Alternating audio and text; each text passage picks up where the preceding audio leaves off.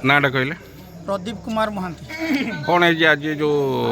Block रू rally वाला BO office कौन पाए आमर आसंता 5 तारिख भुवनेश्वर प्राथमिक शिक्षक महासंघ रे आम रैली करने जाऊँ। आज आमर राज्यर निष्पत्ति अनुसार ब्लॉक स्तर में आमर बीओ को मेमोरेंडम दिहला मुख्यमंत्री उद्देश्य शिक्षा मंत्री उद्देश्य।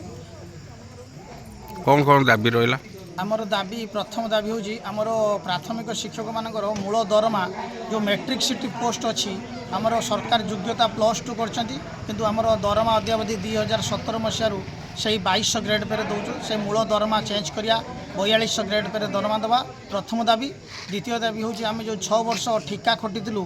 माने गोती खटिलु 6 वर्ष ताकू आमर मूल चाकरी गणना करी 6टी नेशनल इंक्रीमेंट प्रदान। 2टी दाबी आम आसंता 5 तारिख पाखु विधानसभा सम्मुख में अनिर्दिष्ट काल धारणा दौ माने ब्लॉक ना स्टेट लेवल सब सार मान जी सबू सबू सबू सारा ओडिशा 314टा ब्लॉक आउ 30टा जिलूर प्राथमिक शिक्षक जो मैंने एनपीएस वर्गर अच्छा लक्षाधिक शिक्षक राजरास्ता को जी 5 तारिख भुवनेश्वर 5 तारिख केते दिन रही दाबी पूरण है पर्यंत आम धारणा दमु अनिर्दिष्ट काल